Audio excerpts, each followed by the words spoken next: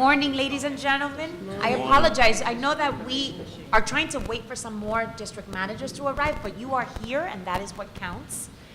So we're going to begin to be respectful of your time, and I only have a limited amount of time for OMB to be here, so I wanted to make sure that they are first, and we are waiting for our next presenter, but in the meantime, this is a district manager's meeting only, and we have a lot of work ahead of us, and I will be stepping out momentarily and coming back because I have Port Authority at 10 o'clock coming in to give a presentation of theirs for Borough Hall. So my name is Diana Reina. I am the Deputy Brooklyn Borough President. This particular Borough Service Cabinet meeting on May 9th. The year is flying by us. May 9th. We'll begin with roll call. Gerald Esposito, Community Board 1. Robert Perez, Community Board 2. Henry Butler, Community Board 3. Here. Celestina Leon, Community Board 4. Melinda Perkins, Community Board 5. Here. Craig Hammerman, Community Board 6. Jeremy Lawfer, Community Board 7. Michelle George, Community Board 8. Community Board 9. Community Board 10, Josephine Beckman. Community Board 11, Marnie Elias Pavia. Here. Community Board 12, Barry Spitzer. Community Board 13, Eddie Mark. Community Board 14, Sean Elise Campbell. Community Board 15, Laura Singer. Community Board 16, Viola Green Walker. Community Board 17, Sharif Frazier. Community Board 18, Dorothy Tarano. I'd like to thank everyone present. I want to thank our staff, Yamilki Crisostomo, who is our Latina Outreach Coordinator, as well as Stephanie Jones, who's our intern, who won't be with us, and Callista, who's no longer with us, but will be interning hopefully for the summer. We just wanted to really thank the efforts of making sure that we run smooth meetings and agendas that are constantly prepared and evolving with your input. You set this agenda as we have our meetings, and so we want to make sure that they're very productive. We want to also just thank Melinda Muniz, who's not here right now because she's placing phone calls to everyone who's missing here right now at her desk. But Melinda is moving on after 28 years of service to Borough Hall, to the Borough of Brooklyn. And I really wanted to make sure that we had an opportunity to have her, perhaps at the end of this meeting, surprise her with a round of applause, an encore, last call, to be able to thank her truly. She has been an extreme gem to this institution and survived 3 administrations. And she's moving on to another agency that has picked her up with, better salary and better title, and we can't stop growth. So we wish her the best. We wanted to just truly express that. So the opportunity for us to resume what is today's agenda, we have a presentation from OMB at my request to be able to go through what is the community board's role in the budget process. And this is just a continuation of our discussion from last month, trying to make sure that we have an opportunity to see the budget, have it as part of our open data source so that the communication of this presentation can be used for community board district managers to share with their community board members. They can always go back to the brooklyn-usa.org One Brooklyn channel to be able to view the same presentation. If any district manager would like the presentation emailed to them. I heard through the grapevine that District Manager Henry Butler used it for his own members, which was extremely helpful. It's a great way to just reestablish and check in, right? Sometimes we do things so mundane that we start doing it just to get to the end, and we start circumventing certain steps because we know the process so well, to the point where sometimes we have to make sure that we revert back to what would be the timeline as it was written out for the benefit of our goals. From time to time, because we're trying to get to the end, we may rush and we start getting better at quick steps, the opportunity to have shortcuts. But in turn, we always must revert back to checking in on what the process calls for in order for us to get the best outcome. So I wanted to make sure that we did this process together, to have this community board presentation on the city budget, and then having a discussion at the end to be able to have certain questions and answers or concerns, or perhaps as the end user, you may have some input of things that you feel don't work in your favor, or for your board members' favor, or for the public's favor, and we may need to tweak certain things. So I just want to make sure that we do this step as we continue to have these conversations. So I'd like to welcome Lester Siegel and Jay Gottlieb to present this presentation. And Carolyn, I'd like you to come up, please, because you're part of the team. This is a team of 3 that handles all 59 community boards. So we just want to make sure that we extend ourselves as their communicators of this presentation. But they have done an extraordinary job. We went to visit with them at OMB to see the presentation and have further discussions on certain tools that we may have to revisit.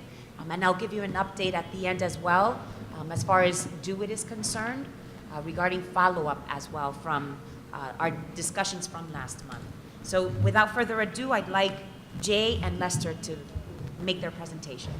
Thank you very much, Diana. And I also want to thank, everybody should know that Stephanie Jasmine is the reason we're here today, because she called for the overview, and Diana and Yamilki came. We weren't expecting them, and we walked through it with everybody.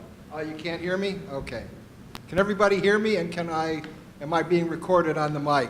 Yes.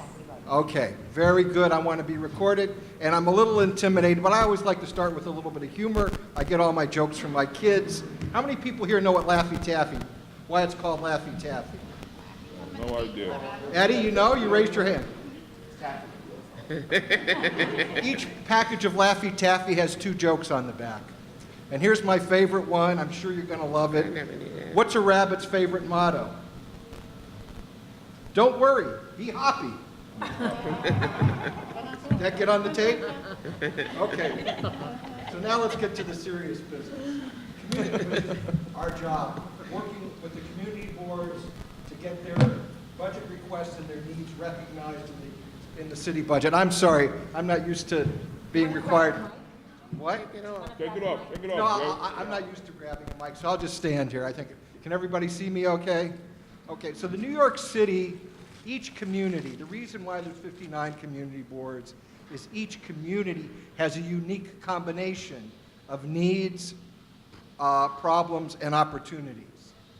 We have all of the agencies are dealing with the same needs and problems throughout the city, but each community has its own combination of what's really important. Is traffic the most important thing? Is garbage the most important thing? Is the elderly population growing or going down?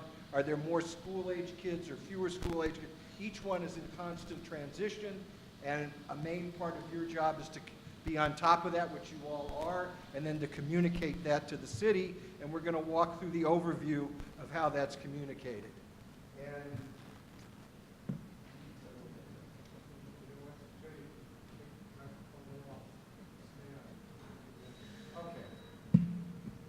Should have practiced. Okay, so a community board, this stuff you all know as district managers. This presentation's used for a variety of purposes. It's a one size fits all, but it's made up of 50 volunteers. the most important thing for our purposes today, you are the city's eyes and ears, and as you know, this is the world you live in. You're a forum for community debate. That's what you all spend 24/7 doing. And then your next job, after you spend 24 hours a day, 7 days a week, listening to the community debate, your job is to be the advocates and present the results of those debates to the city. So what do? You identify and analyze needs, problems, and opportunities. You confer to find solutions and ideas. And you advocate before the city government. And I think the two slides, the unique combination and this slide of boiling down what it is you do, I think are the two most important parts of the big picture. And the ultimate goal of those two parts is one thing: achieve solutions for your community. That's why you all do what you do all the time. But it's got to be done, the bad news, within the context of mayoral policies and priorities, state and federal mandates, which are a large part of the city budget. The state government, the federal government says you got to do, you got to do, you got to do. And there are other budget constraints. How do you guys identify and analyze the needs, which you're doing all the time? Daily interactions serving district residents, and a wide variety of data resources. District resource statements, the Department of City Planning Community Portal, the Mayor's Management Reports, and many, many others. And we're all constantly working to make these more easily available and digestible, and we could all spend hours on what are the best documents to use for what.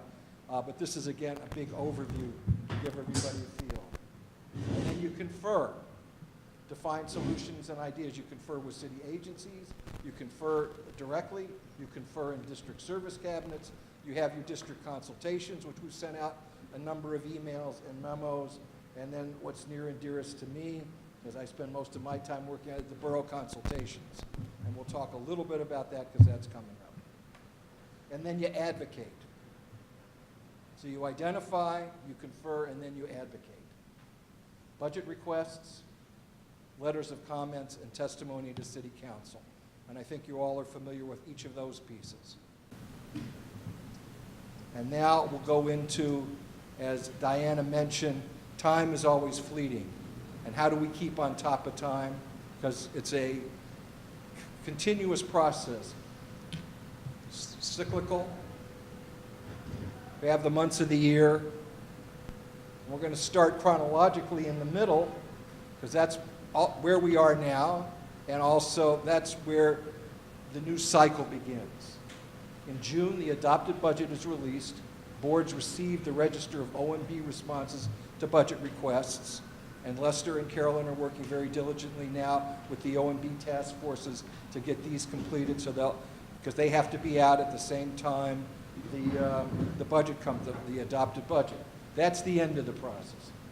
Then we start, and we've sent you the emails. We're encouraging you all to emphasize district consultations, to meet with individual agencies that are your priorities, that receive most of your capital requests and expense requests, and review your budget requests and a lot of other things, which we just sent out an email, what you should use, what we suggest as a agenda for those meetings. And you set them up individually with yourself. We encourage you to go to the agency offices because you can get exposure to more staff. People can come in and out. And those take place in June and July. If you have problems getting meetings scheduled, Lester has great contacts with all the agencies and will help you after you've already made some effort and run into some roadblocks. If you have any questions about any of this, contact all of us. This is, again, the district consultations. I think we just covered that. The new fiscal year begins on July 1st, and in the month of July, you'll be presenting your agendas. So I just want to put in a pitch. If I don't hear from each borough by the beginning of next week, I'm going to start calling and see who volunteers to be the borough coordinator for the agendas this year. Sean Campbell, in a very timely way, just walked in. She did a great job last year helping pull all your agendas together. So she'll be the first person I call to say, who do you recommend to follow through on your terrific job. And if you all are competing, have a meeting and discuss who wins the prize. And then we're going to have a meeting early June to have the 5 coordinators, one from each borough, meet to talk about the technology that we use. So June and July, you're setting the agendas. Again, I'm not going to belabor this. You're getting all the information. If you have questions, call me, email me. Then in September and October, we have the actual consultations. These are borough-wide as opposed to the agencies, to the board-specific, which are the district consultations. September, October, and November, the district resource statements on service delivery agencies are distributed. Again, that's service. And I thought it was very interesting that in the mayor's presentation to the city, not to the city, to the press, to the city council and press a couple weeks ago, he mentioned that he's seen a sea change in the 20-plus years he's been involved with the budget, that it used to be in the 90s and 2000 it was all expense, expense, expense. Now the focus is on capital. So that's something that everybody sees. October, you have your public hearings on the final submission of district needs and budget requests. We don't have an exact date yet from city planning, but the form will be open for putting in your new needs statements. You've had a lot of presentations from them. They're available to help you with any questions on that. But that you should be getting information from them shortly about the opening of that form. Then in December and November, once your budget requests are in, we collect all the responses from the agencies, and that's when Lester gets really fierce with his whip, making sure that everybody gets their responses in and on time. Then January, the preliminary budget's released. The boards receive the register of agency responses to budget requests. February, you hold your public hearings before submissions of your statements, and many of you submit statements to the mayor, and you do it on the entire budget requests, and then Lester and Carolyn break up those letters into agency-specific pieces and send out your comments to each agency pertinent to them and make sure that they're reading them. So you're familiar with this. March, the borough presidents recommend changes to the preliminary budget, so you should be politicking with Diana and her boss.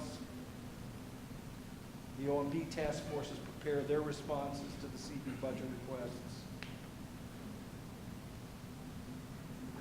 April, the executive budget's released, and you get your register now updated with the OMB response. So the first register has the agency responses, and then the second register has the OMB responses commenting on the agencies. Then the city council holds its public hearings in May. Many of you all testify at those. The adopted budget is released in June. Boards receive the final register, and that's we're back to the cycle. So this is a broad overview. We could spend a lot of detail on any one of these things. I don't know if do we want to take time now for comments? Or? No, continue the presentation. This is it. This is it? This is the end? This is it. It's a big overview of just what are the pieces, and if you want to discuss any specific piece, we could do that now. I don't know what your schedule is, because we're supposed to be done by 10. Right. And let's just, can you stay about 15, Yes. 20 minutes? Yeah? Okay. Can So, I turn this off, or do I need to hold on to this? Hold on to it. so this is a great segment. It's 10:02, and now is an opportunity when we can certainly revert back to the presentation as you ask questions or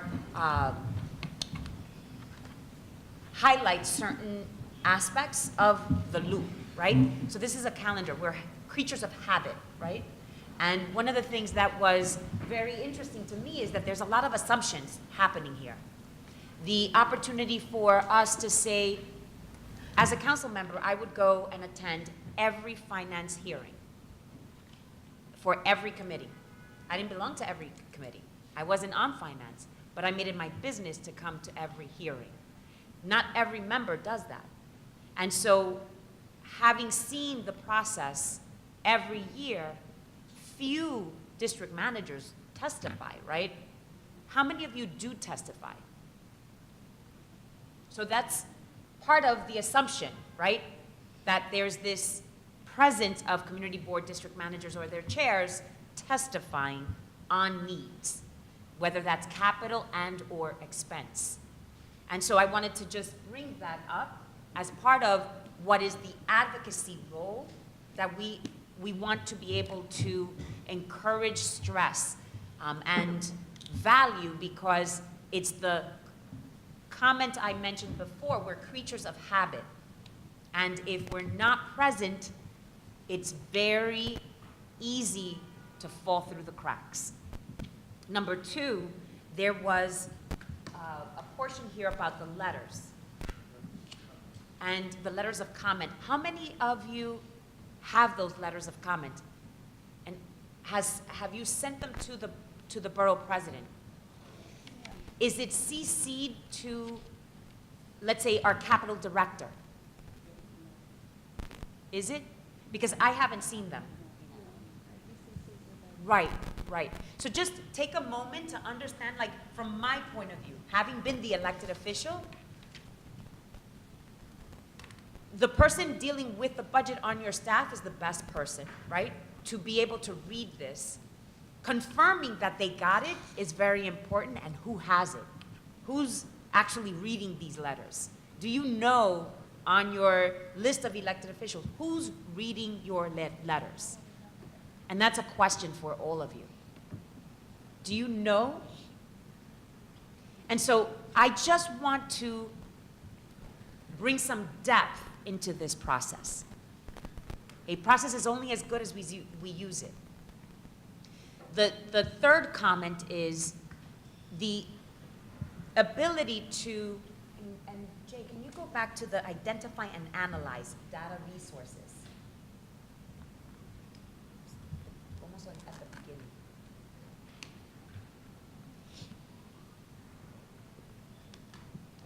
So this piece about board members and staff using daily interactions serving residents, right?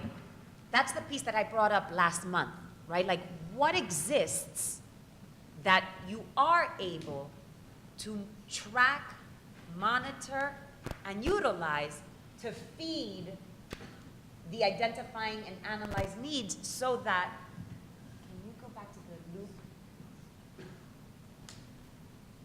This loop makes sense because everything is triggered with certain dates. The dates may change according to the request from the mayor to delay by 2 weeks, no more than 2 weeks. And so we know that there's 3 hard dates in the budget process. That's January 16th, April 26th, and June 5th. And so June 5th is supposedly the day we're supposed to pass the budget. I know, having sat through budget processes, that we've gone as late as 24 hours, clock ticking, June 31st.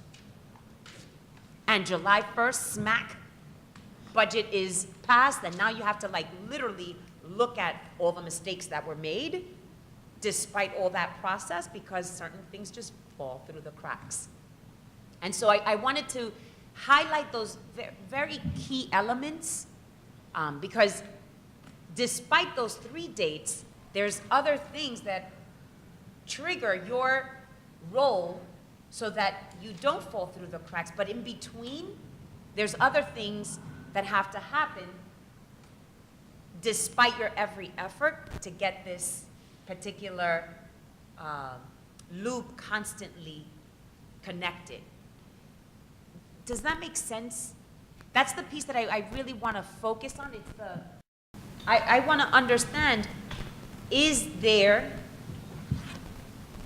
a resource that helps you? Are you utilizing the resources? Are they present for you?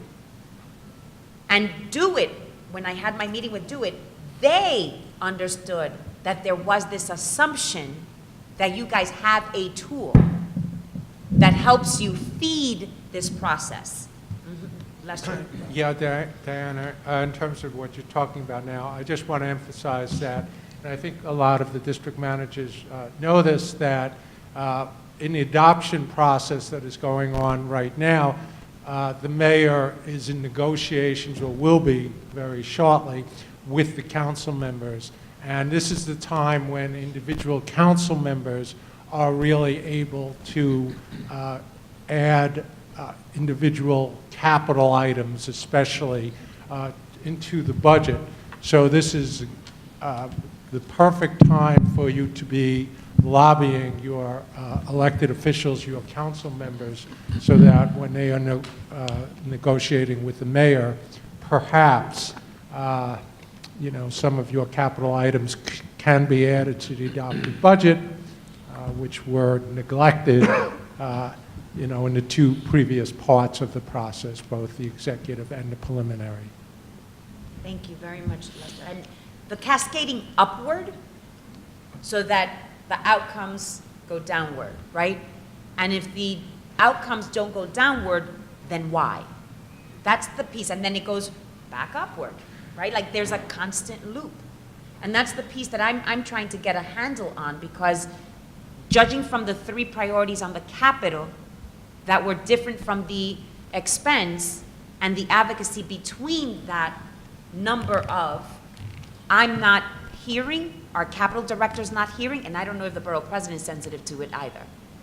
And then that then questions, do the council members know, right? So I just want to make sure that we have this elaborate understanding and that you utilize, I'm here as a resource, right? So my background is your advantage. Henry, you wanted to say? I guess I was going to say, to continue on what you've been talking about, is there a specific tool that we're all using? I don't think there's a universal tool. It doesn't exist. Right, it doesn't exist. So every board has their own system that they may use to come up with their priorities on the capital and expense side. Like, because for example, for us, you know, the Nostrand Avenue project came about because so many complaints were coming into the office about how bad the thoroughfare was. Should there be some sort of tool dealing with Do It in 311?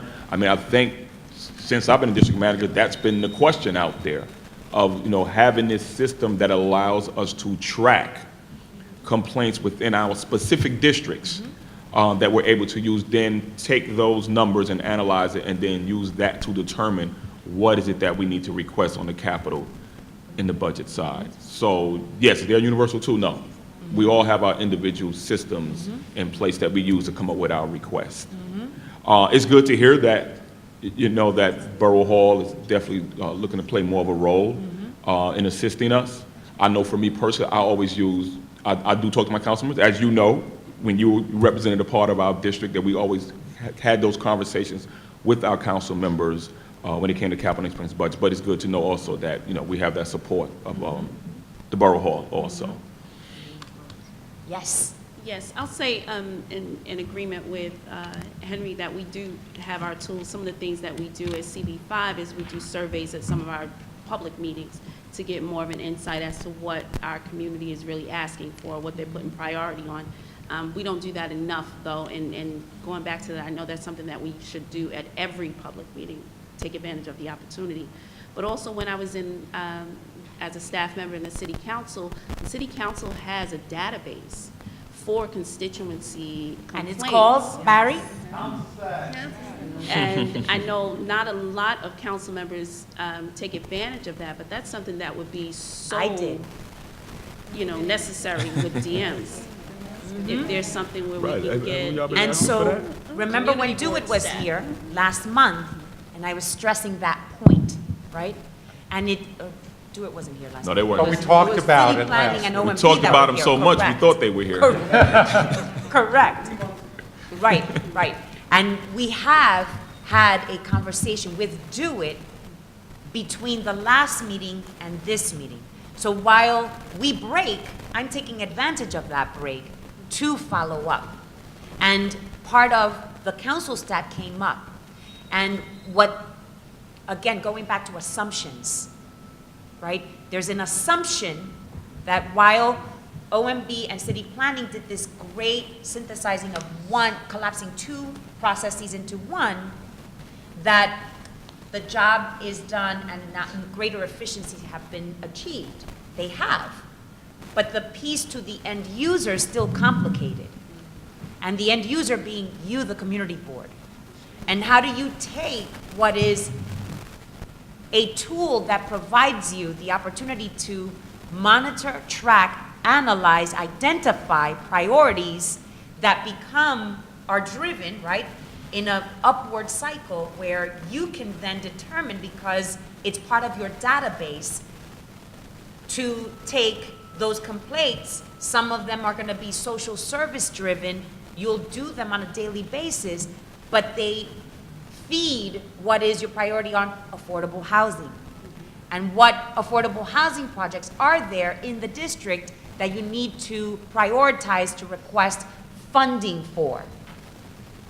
Then you take that particular funding and you start advocating for it. And when you meet with the agency, they know that you are prioritizing these city lots for affordable housing at this amount because you've communicated that, and you can show that you've had 1,300 people coming to your office requesting applications for affordable housing, and 1,500 that are being evicted with a notice of eviction, right? Like, so that's the loop again.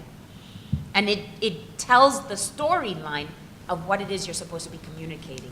Right now, you're just taking bits and pieces as you go, if you can remember from the top of your head, and whatever your staff is feeding you, or you personally have been involved with, right? So it doesn't really have a system. And that's the piece that we have to really hone in on with Do It. And they're going back to understand this better, to see what they can come up with. Right now, the request for the licensing to be shared with the community boards, they don't feel right now that that is the answer. So we will see what they come back with in order to understand whether or not they agree with themselves as to their conclusion that council stat is not the answer. I don't know what this will entail, but a conversation around this issue, because council stat isn't really for budgetary needs, right? And going back, I want Craig to share, because he gave me a highlight on the piece of paper that used to help you track what would be capital requests, right? No, complaints. Right, right. Do you want to go into that? I mean, I could just spend a couple of minutes. Yeah. So many of my colleagues are new. Thank you. So many of my colleagues are new and weren't around for those days, but under the Koch administration, they developed a program called Citizen Complaints, which was a database-driven mechanism for us to be able to track complaints as they came into the office. We would input them. A system would spit out some paper so that we could mail it to an agency. The agency had to write a response or type a response at the bottom and then send it back to us. When we got it back, we would input the response. that, huh? It would generate letters. The letters would go back to the complainant so that they would close the loop there. And it would also tabulate the numbers so that we would actually get statistics on response times and replies from the agencies. And it gave us a tool for us to provide the agencies with something that was consistently formatted so that they know what to expect from community boards by way of complaints. It gave us all a chance to talk about response times. It actually led to some very interesting cabinet items. I remember one in particular. For some reason, it was taking the city twice as long to fix hydrants in Brooklyn, which we discovered based on Reminds how me much... of The Wire. It kind of, you know, it kind of boggled the mind, and so we had to have DEP in here for a cabinet meeting to explain that to us. And it was all driven based on our ability to have consistent formatted statistics across the board from community board to community board. It was a great program, and it survived until the Giuliani administration when they decided no longer to support it, and it kind of struggled forward. And then under Bloomberg, the first thing that he did was create 311, which kind of supplanted the need for that, because we're not doing as much of those low-level routine processing of complaints as we used to. because we were 311 before there was a 311. But it was an extremely handy tool for us because it gave us an opportunity. Not everybody used it, obviously, those who did probably saw the benefit from doing so. But it gave us an opportunity to have an apples-to-apples conversation among ourselves and with the agencies. Excellent. And I want to share with you, DO-IT has provided an invitation. I think we had a positive conversation, but we want to be able to continue those conversations and an invitation to come and visit with them at their headquarters. So that is Which is not far from here. correct, in Metro Tech. And so we're going to have, for next month, would you all agree that we can have our district managers only meeting at DO-IT to have this conversation? Yes, Barry? Yes. Excellent, that's a motion. You second, Henry. Everybody's agreement? Excellent. And so that's how we're going to try to, evolve this conversation. Taking the DO-IT conversation to the side and just any reflection on this presentation? Yes. So actually, before I get into the process stuff, I want to talk more about the support documentation that we get from OMB, because it is so vital to the process. The 3 sets of the budget registers through the year, the geographic reports, the overall budget when it comes out. That kind of paperwork, we couldn't do our jobs without it. And so it's extremely helpful for us to get that from you. But that said, I think that the format of those reports haven't changed in centuries. And I was hoping that we might be able to actually engage in a real conversation about that. For example, the geographic report, you kind of need a decoder ring in order to figure out. It's a very heady kind of document. Not everyone can pick it up and read it. If there's an opportunity for us to go over it with you and come up with a new format so that somebody who doesn't know anything about a budget could actually open it up and understand what it means, that's something that we'd want to engage you in. But more importantly, on the budget registers themselves, we get them from you in a PDF format. It's much better than the hard copies that we used to get. We used to get, you guys used to kill trees and make the Lorax unhappy every year. But if we can get the budget register from you in a different kind of format, I think what we would be looking to do, and I know the Deputy Borough President appreciates this as well, is if we could get the budget register provided to us in a way that we can actually take that data and then use it to populate some other tool that we could use to track the individual budget items, then we can actually have an intelligent conversation with DO-IT about building something that would be suited to our specific needs. And lastly, I also don't want to drop the fact that you guys started that spreadsheet, which was also a step in the right direction in terms of a new report format. I'd like to be able to talk to you about the spreadsheet format and come up with something, again, that's going to be a lot more legible and meaningful that anyone can pick up and read. Because not only is there quality information in there, but unless you're comfortable reading it in a spreadsheet format, it might get lost. And we don't want it to get lost. We want it to get used. That's the whole point of you guys doing that stuff for us. Yeah, Craig, thank you. We will absolutely love to meet with you and any other district managers who would like to attend the meeting to talk about the formats of the register report, the spreadsheet, and how, let's say, the spreadsheet can be changed. Now, as of right now, and I don't know what's going to happen with the adopted register, but as of right now, we only provided you with a spreadsheet for the preliminary register, which of course, in addition to the responses which were contained in the PDF, also had the categories that the agencies had assigned and additional comments which were optional, and they only did that for a little less than 50% of the request. So that was when you got the spreadsheets. I am not sure that we are going to be distributing a spreadsheet with any more information other than the responses for the adopted. Certainly, if you want just your requests and the responses with no more information than that for the adopted, we can provide that to you in addition to the PDF. That's not a problem.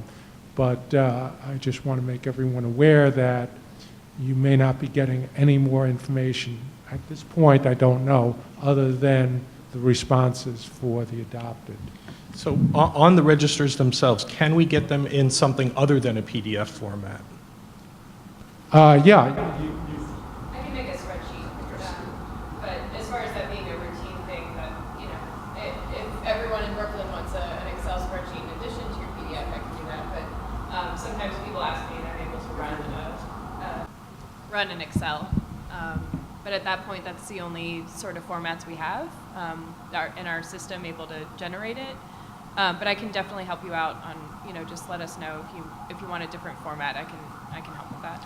I hope you see where we're going with this. Yeah. We'd like to take the information from OMB, work with DoIT to develop a tool, use your information to populate that tool so that we can then add our information so that the Borough President's Office, our City Council members, even for our own internal purposes, we can then track the history of advocacy for each of the individual items that appear in our capital and expense budget requests. I think that's the kind of tool that the Deputy Borough President had in mind. I don't want to put words in your mouth. But that would make everyone's lives a lot easier if we all had access to data that resides in a place that we can all log on to. And if we can get DoIT to work with us to develop such a tool, and it could be populated starting with the OMB data, I think we're off to a good start. My favorite capital project is the precinct, right? With Sean. 7-0 and Barry, right? No, not Barry. Just you? My 30-year-old requested it. It's the precinct with, it's Barry's precinct, it's not yours. No, it's not. It's yours. Right. On the block with the United Cerebral Palsy organization. So I'm not quiet about the precinct now, because now it's frustrating, right? Something that has been in discussion for 30 years, it's a ping pong, right? Like, just money's there, money's gone. Site is there, no money. Money comes back, no site, right? Like, and this is part of, there's no tracking mechanism for the history, so it gets lost. So that there's a need for this oversight of historical perspective on how much longer is it going to take for this precinct to receive what is owed to this community as far as a building that is safe and sound before there's an accident. And so this is part of why Craig mentioning this tool that we can populate with your information, adapt it into the tool so that then, you know, it's a manageable tracking system where we're all holding each other accountable. Let me just reiterate something Carolyn said, and then within that, repeat something I said to Craig. Carolyn said that right now, in addition to a PDF, we are limited to an Excel spreadsheet. Okay. Within that limitation, we are happy to reformat the Excel spreadsheet that we sent out to you back in the preliminary to meet any needs or suggestions you might have. But obviously, we don't want to come up with 18 different formats. Thank you. So if you as a group want to get together and come up with a suggested reformat of an Excel spreadsheet that contains your budget requests and the preliminary budget responses, the categories that the agencies chose, and the additional comments, we will be happy to accommodate that reformat that you've come up with as a group. Jay, did you want to add something? I think we're on 3 tracks. Reformatting the information we already send you. I guess 2 short-term tracks that we can work on with the material and systems we have. The other I had in mind, we have an intern coming on, a terrific young lady coming on for the summer, and one of the long-term projects, but I think we're going to elevate that, is, I'll use Craig's term, the decoder ring. We're going to have her put together. You saw the manuals we sent out last year for using the agenda formatting system. What I'd like to do is have her put together some kind of manual like that as a decoder ring on how to read the geographic report and some other things to help you, the people that don't understand it as well as Craig, and I'd like his input on what should be in that decoder ring, but to put together a manual that very briefly can help board members and district managers understand the various documents that they get from OMB and use the information. And then the third track would be the long-term planning, working with DoIT, reformatting, and all that.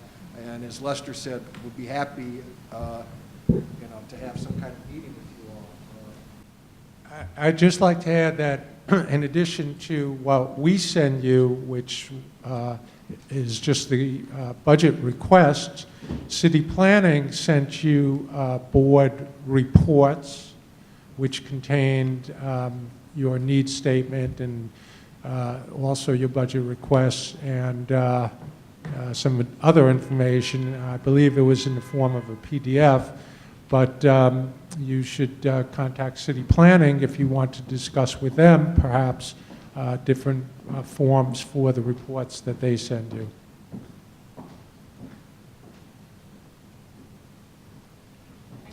Are there any other questions before we head out? Okay, then, thank you. And certainly, Craig, we look forward to hearing from you, perhaps after you've had a chance to meet with your colleagues. Great. Thank you. Thank you, Lester. Thank you, Caroline. And Thank you for your patience. we were supposed to have Postmaster General today, but we didn't have a confirmation. So hopefully for the next meeting, we can secure the Postmaster General. In the meantime, I encourage you to write down the complaints so he can address those complaints. Today we have Michael Jones, Deputy Chief Executive Officer from SLA, who was going to update us in regards to the liquor license process and changes that are in effect. Thank you. Well, thank you for having me. I was a last-minute call-up, I guess. But I wanted to mention to the community boards certain things that we've done at the SLA procedurally. We've established 2 new email addresses just for the community boards. One is for licensing matters, and the second one would be for complaints. So the email addresses are cblicense@sla.ny.gov and cbcomplaints@sla.ny.gov. Now, the reason why we're doing this is because we have been receiving emails from a lot of people directed to a lot of people at our agency, and it kind of gets lost when you CC every person. The executive staff is getting overwhelmed. You can imagine how many emails the chairman gets on a daily basis. And the chairman actually should not be receiving emails directly because he's the one that decides, along with the commissioner, issues of, like if you have a complaint, he has to rely on the violations that are done at a hearing. If it's a licensing matter, it's part of the package, but he shouldn't be receiving emails from the outside. In addition, I'm the Deputy CEO of the New York State Liquor Authority. Basically, my role at the authority is to oversee the Zone 1 office, which is New York City, Long Island, and Westchester. So, and also, I'm the liaison to the community boards. So you are my people. And if you send stuff to my bosses, they're going to say, what the hell is Jones doing down there? We're paying him good money to be the liaison. So help me out, send this stuff to me, and I'll take care of it. Because if it does go up there, either they delete it or they just send it down to me. So there's really no purpose trying to circumvent. All the work is done in the Zone 1 office. The 500-foot hearings are done here, and the Zone 1 licensing typically are reviewed here. The complaints are done by our Zone 1 enforcement. So it doesn't help anybody to just send a blast email to everyone. The CB licensing address is reviewed by my licensing staff and myself, and we're able to send it to the proper people. CB complaints, I review that, and I'll send it to the proper people. People have been sending to both addresses, which really, I don't care, I read them both, but if it's a licensing matter, it probably should just go to licensing. Complaints can be, if it's a renewal, well, that's typically going to be both, because the renewal would be a licensing matter, but if they're complaints, then enforcement would have to review that as well.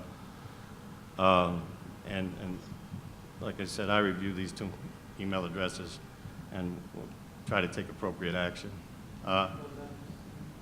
CB licensing at sla.ny.gov and CB complaints at sla.ny.gov. Oh, sorry. I'll send a blast email again when I get back to all the community boards. And I forgot, sometimes my employees will send an email requesting information. That you respond to the employee. I'm referring to the general resolutions and the correspondence. If you have a question or an issue that needs to be answered, then you can send an email to me asking, it happens all the time, you know, specific questions. I can answer those. But these email addresses are basically for the general resolutions and complaints about establishments. Because it helps us. We have the proper staff reviewing and they'll know what to do with it. And it just happened last week with another CB, and they sent it to 7 people, and someone else that they didn't want. And you run the risk of not getting what you want. Because now the SLA board is the chairman who's from a, sorry about that. We lost Commissioner Kim was a former Manhattan Community Board person, so he kind of understood the issues with the community boards. Well, he's not there anymore. We now have Chairman Bradley, who lived and worked in Manhattan for about 10, 15 years, so he's familiar with the city, but he's still an upstate guy. And the new fella is from Utica, who came down for his first trip to New York City for his first board meeting. So now the SLA board doesn't have a New York City representative currently. They plan on getting someone new. I bring that up because you have to tailor your resolutions with that in mind, you know. So that is the procedural administrative issue that I had that I wanted to tell everybody. Again, I'd appreciate it if you used those email addresses solely for any correspondence. Did I hear a yay? You gonna do that for me? Yeah. Thank you, okay. Let me ask a question. How many of the district managers have any complaints in regards to SLA licensing or any other complaints? No, don't do that. I know the answer to that, but. Not about them, but complaints that we forward to them. Yeah. Although we do call you directly sometimes, and we appreciate that you're always helpful. Thank you. There is I didn't quite hear that. Can you say that again? No, I'm only. I was saying nice stuff. I know. That's why when you say it again. The reason I was asking is if I have a feeling there was a volume of emails that you were receiving, and what is the response time to the community boards? It depends what the issue. See, the enforcement complaints get a little tricky because we receive them, we review them, and typically they'll say, "Well, did you send someone?" You know, I'm not going to tell you if we're sending my investigator out, or if we did, and we ultimately find violations. Well, then they send it to counsel's office, and they send out a notice of pleading to proceed with the violations, and that is something that's public record, or you could get by FOIL, or then I could start commenting on it. But until that point, it's just something that's under review, and I'm working on it. I have 5 investigators, so it may take a little while. We also work closely with the NYPD, though, so if they're criminal SLA referrals, we could work on those right away if the precinct sends them to us, which we're working much better with the precinct as of the middle of last year. We sat down with Vice, and now Vice is taking over all the SLA referrals, and there's one contact person, and it's really working much better. So that's one thing that we're trying to help. Yes? My name's Eddie Mark. I'm with Community Board 13 down in Coney Island. We have amusement areas and restaurants that open up every day, and especially during the summertime that's coming up. We would like to invite you to a June meeting for our small committee SLA meeting that we have to present. Oh, see, now I should have mentioned that, right. There are 59 community boards. What I typically do for individual community boards, I invite them to my office, and I'll meet with anybody, anytime, during the day. I'll stay late. I got work, you know. If I'll do multiple community boards or multi-agency, I mean, if you want to get 2 more community boards on, and it's a sunny day in Coney Island, not easy to get to, but once there. But I appreciate I'm open for any individual community board, anytime, because in 15 minutes, I'm really not going to say too much, but I'll spend all day. I mean, been doing this for 8 years. Liquor laws, my life. I know much more than I really want to, but you guys should know as much as I do, though, because it makes things run smoother. I think Committee Board 9 have a question. Yes, I do. I really would like to know what real influence do the community boards have when it comes to the issuance of these liquor licenses? Because I know for Community Board 9, we have voted no on, and we have gone and testified, the chair of a public safety committee, against establishment, only to have the liquor authority go ahead and issue the licenses. And also, when it comes to the 500-foot and 200-foot, it seems like SLA disregard those rules themselves, because we have establishments that are right next to each other, right across the street from each other, which we vote no on because of the fact that they facing, it's like Sean and me. We like a bar right across from each other. We have one that are like 2 doors from each other. And we vote no on those things, and then we go, the licenses are issued, so to us, it's like. All right, just let me interrupt you 1 second, because that's why I'm here. So why not just, I'm going to discuss everything that you just said. You were asking a question before I have a chance to tell you. No, it's not a waste of time. I'll just tell you.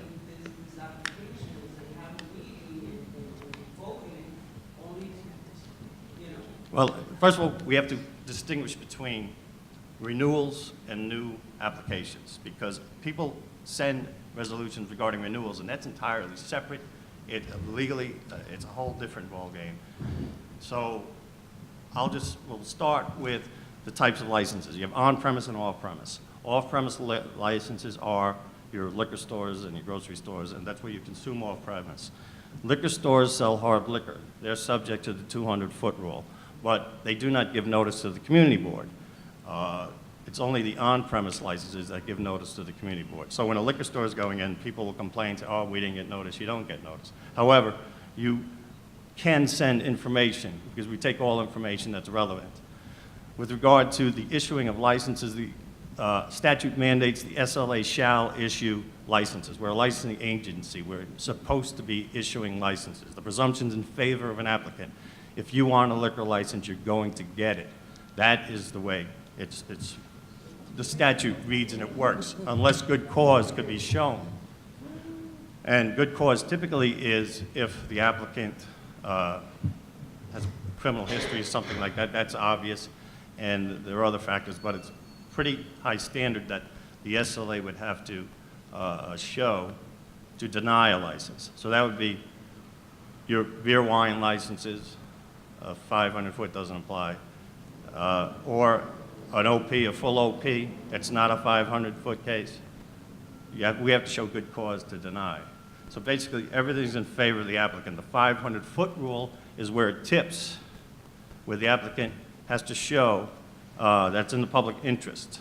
The applicant, now there's a presumption with the 3 bars, at the 4th bar, it's too many, and they have to show it's in the public interest. And it's still discretionary, but that's where the statute reads, where the community board, their input, the SLA is required to take it into account. And I believe it's 64, and there are a number of factors that are considered. So that's another reason why I'm here. You should focus on the factors in the statute, which are the number and classes of license in the surrounding area, traffic, parking, noise, and the history of violations of criminal activity. So there are some community boards throughout the city that just will send a quick, this is a moratorium area, we don't want any bars. That's not sufficient, because each application we have to review individually, and we have to give factors and reasons particular. Now, if it is a moratorium area, obviously there are problems. So hopefully you could articulate it in a fashion that it would be part of this license. Other things that really you shouldn't, well, you can consider, but like buildings issues. There are some times we get letters saying, well, this violates zoning code or something, and we don't look at that during the initial stages. It's called a subject to item. We review the application, we'll issue a letter, a conditional approval letter, based upon, but you just have to bring a certificate of authority and this other paperwork, and a C of O is considered something that's routine. And either the C of O will allow them to do it, or it won't. So we appreciate it if you were to say that for there's a zoning, we'll pay closer attention. But if buildings issues a document that says they're allowed to have eating and drinking, well, then we issue a license. So it's similar to the 200-foot rule. So let me just step over to the 200-foot rule for a second. That involves not having hard liquor again. It's only full liquor licenses. Beer, wine you can have within 200 feet. And it's on the same street, which is different from the 500-foot rule, because it's a circumference of 500 feet. It's anything in the area. It has to be on the same street for the 200-foot rule to apply. And it has to be exclusively used as a house of worship and, or a school. So it's very fact-specific in determining whether, first of all, is it within 200 feet? It has to be an entrance used by the public. It can't be an exit. Sometimes there's a door with no handle on it, so obviously you can't enter there. And there are certain doors where they're only used for the pastor. But it doesn't have to be only the main entrance either. It's just an entrance used by the public. And then after the measurement is done, we have to get into the next, is it exclusively used? And many buildings have other businesses going on, so it's not exclusive. So again, it's something that I'd appreciate if you wrote in your resolution. There's a church nearby. You know, we think it is, but don't base your resolution on that alone, because if it is, they're not getting a license. 500-foot rule is discretionary. The SLA can issue a license. The 200-foot rule, it is not. If it's within 200 feet of a church, and they can't. And if one was issued by mistake for some reason, well, that license should not, on the next renewal, it should be transferred into a restaurant wine. Wow, I appreciate all that explanation, and most of it I already know, but the issue that I'm talking about doesn't fall in that category. I'm not talking about liquor store, I'm talking about actual bars next to each other. Not Yes. wine, you know, we have little donut shop that sells wine and beer, which I don't understand anyway.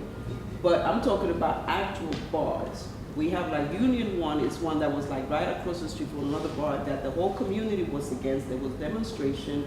We went and testified, and I wish she was here because she could go into it further. But anyway, I'm not going to take up the whole time, but I will be calling the office and we will come to you and have an actual meeting and demonstrate what we're talking about. Because the 500-foot and the 200-foot are being done selectively within community board now. Because we know establishments that have been denied and they have been hearing, and there's others that is totally ignored, even though we are.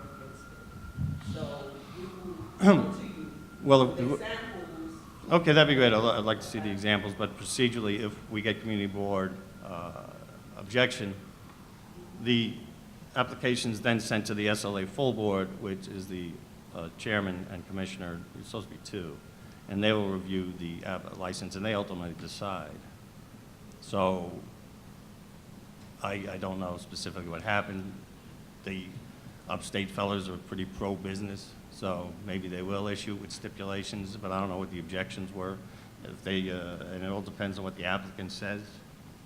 They sometimes present things differently when they're in front of the board as opposed to what they tell, and what their intent is.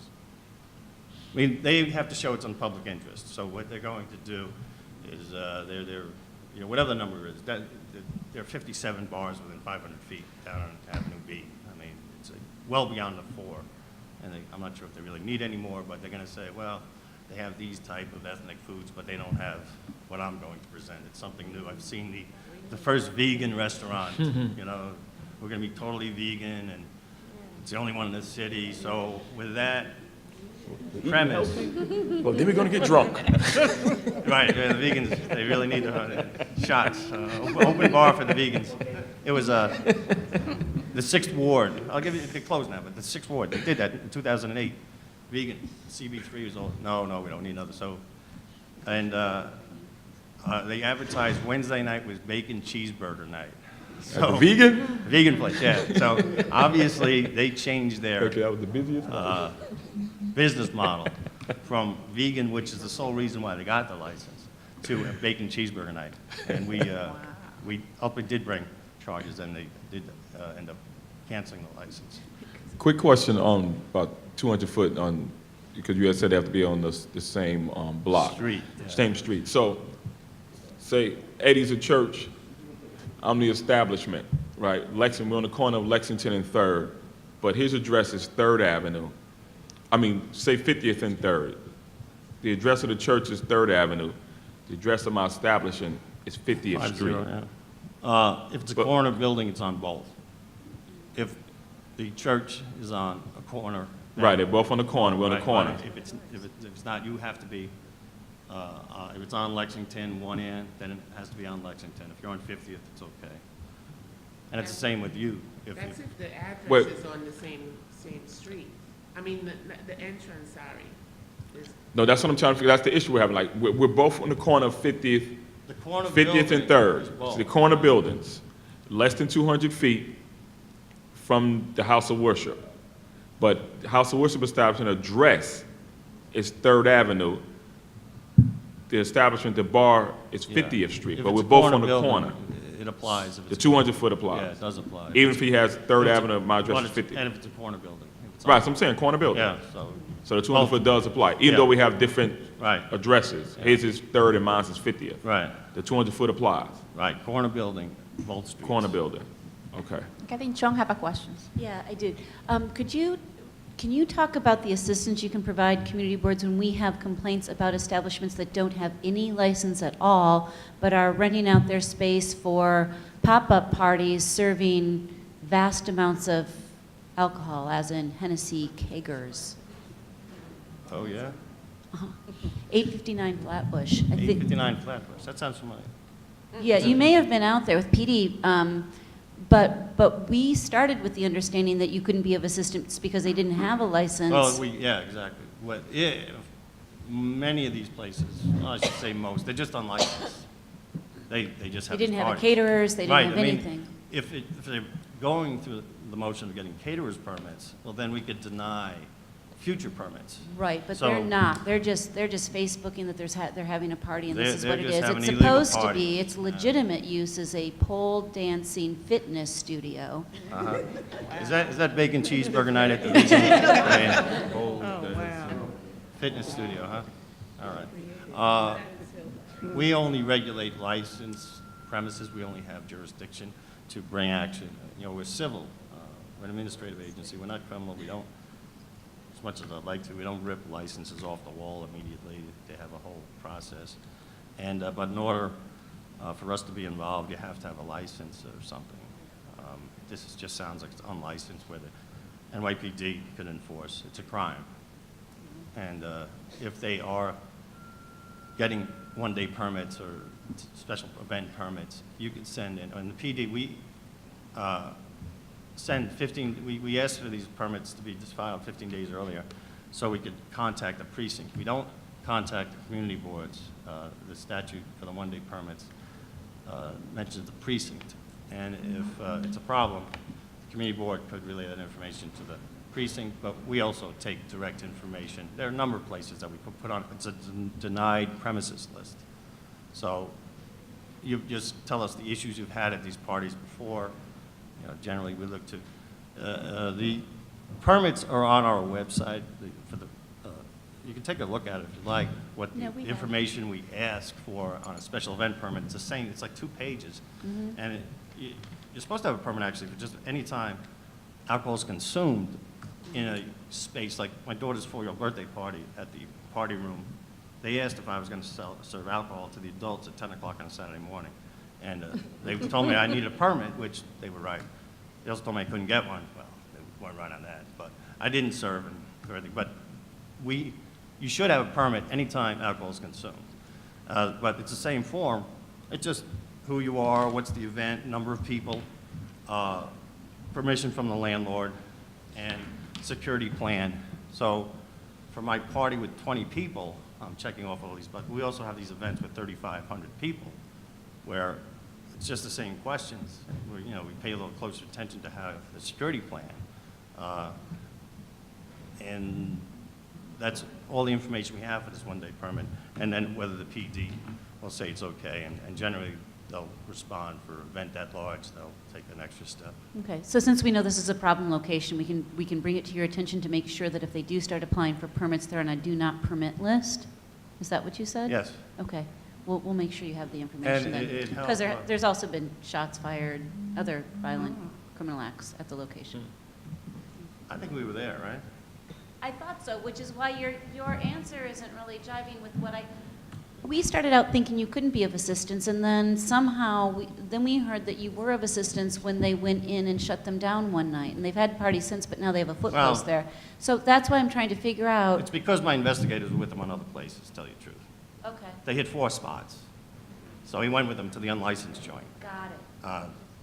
And he's a former inspector in the PD, and Okay. he hit him with 40 violations. And he knows, he'll take care of problems. 40 violations. Oh, he knows the buildings, I just the wanna fire, he knows the fire extinguishers and all this. So they got hit. Yeah. We have a but question. I just generally want to we follow don't. up Yes. on Sean's thing. So just to be clear, if an establishment, or in this case, not an establishment, doesn't have a license, SLA cannot step in? If they didn't file for a license? Right. It's only PD's responsibility? And other agencies. That was like a mini march operation. I think buildings, workers' comp, there were a bunch of people there. So basically, they're actually, by not applying for a license, they're actually making it easier for themselves, because SLA doesn't get involved. Easier right? for me, yeah. What We about, don't have jury, we can't do anything. what about if they're selling? So what's the? Without That's a crime. It's a police matter. So they're committing a crime. Unlicensed sale of alcohol. So the police go in there, they arrest everybody. Is there a limit as to the number of one-day permits you can Yes, have? generally, we have a rule that 4 one-day permits at one location, and there's some exceptions for not-for-profits. And the idea is, there were places in Brooklyn when I started where there was actually, he was illegally using other licenses, but a location would get caterers permits from different restaurants, but it'd be Thursday, Friday, Saturday, Sunday, Thursday, every weekend, 4 nights a week. And we don't like that because you're now a nightclub, and we need, at that point, you should have your own license, so we know who's doing the selling and all that. But we are generally limited to 4 per location. Committee Board 2, have a question? A couple of follow-ups, both to Sean and to Henry, if I may. And I want to start by thanking Michael for how supportive he's been of the community boards for now a number of years. Thanks again. I'll come out here more often. Michael, I also want to point out that all the Borough Service Cabinet meetings are taped, so you can go to the Brooklyn One YouTube channel and you can just take out that clip and just have it play. Yeah, sure. I'll have it in my conference room when everyone comes in here, just 1 minute. When you're feeling low. I'll be like Sally Fields, someone likes me. Honestly, not too many people liking the SLA. It's not an easy job, but I do appreciate it. Well, I think, as Carmen points out, there are frustrations, but you as an individual have always been supportive, have always been available, and I thank you for that. The do not permit, does that go along with a location, or does that go along with an applicant? We could do both. Generally, it's easier for our people to have we call it a denied premises list. So that's the premises. We are familiar with certain repeat people, and yeah, if you tell us who they are. But then again, we need reasons to deny the permit, because they will go to court, and judges, again, tend to be, I don't know whether it's pro-business or just anti-SLA. They are going to issue, what are they doing? Oh, we're going to do the opposite. They really don't listen to us. And it's very frustrating because we cancel licenses, we revoke licenses, and then the licensee's entitled to an administrative process afterwards. Under SAPA, they're entitled to operate. We cancel license, they can operate for, I think it's up to 6 months. And then they go to the Supreme Court, and a judge will allow them to operate while they litigate it, going through the process, the appeals. And if they allow the revocation and cancellation to go through, then it's done, so they fear if, like 2 years down the line, the appellate court reverses it while they've been out of business for 2 years. So that's why they operate. That's just a separate issue, but how it can be frustrating. We'll go down and we'll explain to the court that, we proved these violations at a hearing. The chairman and the commissioner decided to cancel it. They're the ones who issue licenses. They know a bad place when they see it. But a judge, a Supreme Court judge in all counties will just say, kind of disregards our decision. Okay, Committee Board 6. I'm following up on Henry's question. So again, the two properties, they're corner properties. They've got different addresses, but where the doors are located, to what degree does that? That's the issue. Okay. The doors that have to be regularly used by the public. And people will move doors to avoid it, which is legal. There's no law against changing your entrance from one side to another. As long as you don't violate some fire, you can't close off an exit that's necessary. But and that law and rule has been around before Prohibition. It goes back to, the 1800s, and since Prohibition, it's really an old law that the licensee attorneys have been chipping away at for a long time. So they've become very creative, and so the 200-foot rule is something that I wouldn't really base a resolution as the sole reason, because there is a case out there. When we found it was 204 feet, I initially thought you could use it not like discretionary. 200 is pretty bad, but 204, well, 200 is illegal, so I thought 204 would be pretty bad. But the Court of Appeals said no, it's similar to a home run. 315 in right field at Yankee Stadium is a home run. Once they're outside, they're 201, they're safe. They didn't see the Aaron Judge 460 foot. By the way, Yankees doing well. So you're saying that in order an establishment can get around the 200-foot rule, being less than 200 feet from a house of worship, by moving its doors around the corner? If it's a corner building, just move well, it? it just has to be farther away. It still applies, but the closest door. It's from door to door. The door and the door that's used by the public. Right. So they have their main entrance is on Lexington, and the church is on Lexington. If they move it to 50th Street and they make the front main entrance just an exit, well, then we have to measure all the way around the corner. So it doesn't take it out of the 200-foot rule, just makes it So farther. even though they move it, it still has to be moved. It has to be Well, it's more than 200 feet. More than right. 200. So the law applies, but they'll move a door to make it beyond 200. Yes? Entrance, I think just Greg any have a Department question. of Buildings have to get involved with that.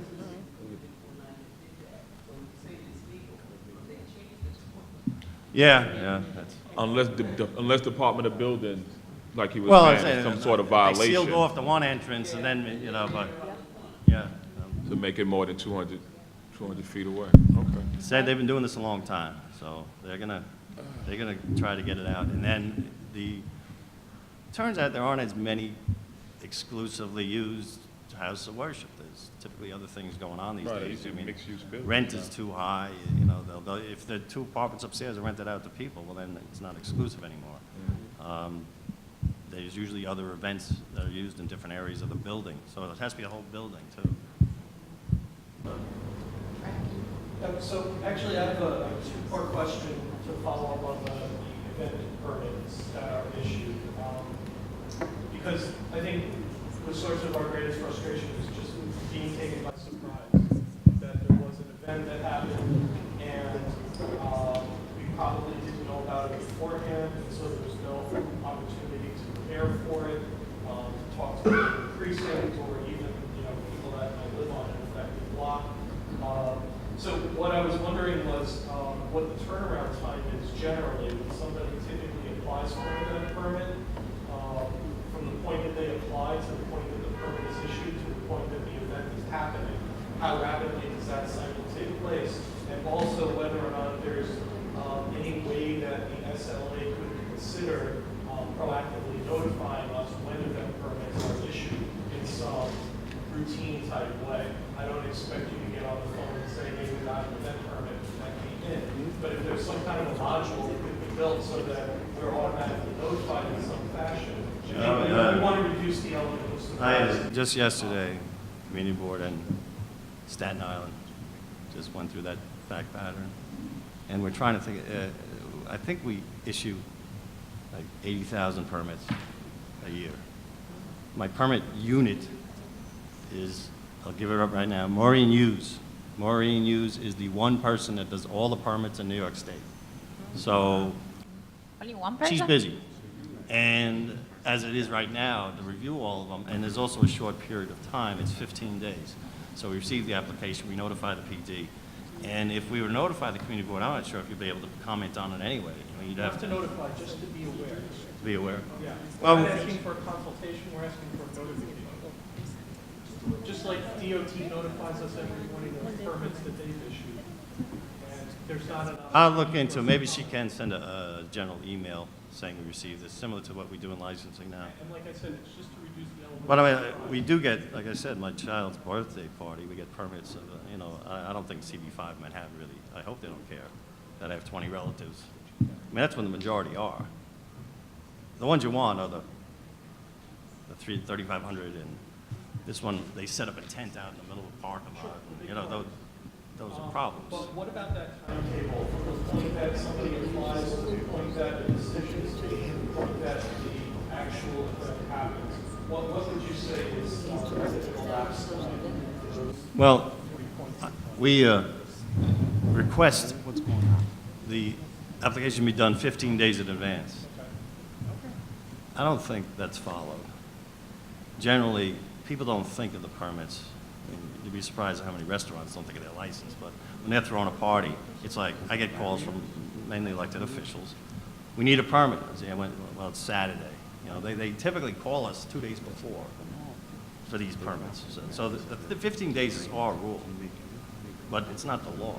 We could issue permits, we've issued permits. And with 15 days, we could probably take care of it, but with less time, it's more difficult.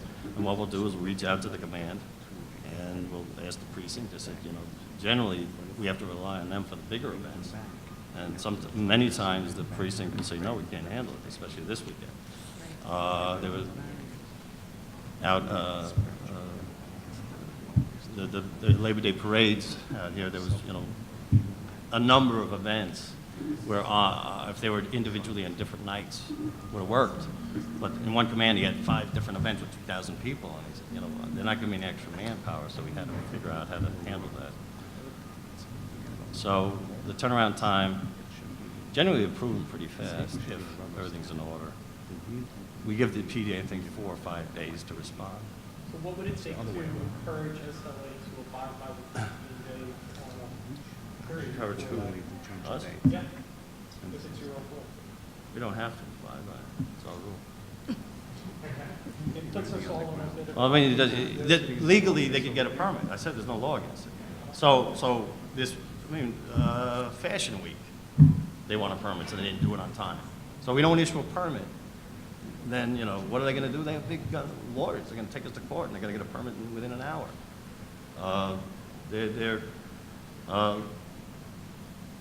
We are supposed to be issuing permits. And unless there's good cause, it's a lighter standard for the permits. But we have to show the reason why not. And typically, we will, on occasion, say it's too late. But we also run the risk of being sued. And depending on the event, we can lose. It's always in the public's interest to know about these things in advance to the extent that that's possible and feasible. And 15 days might be too long given the state of technology these days.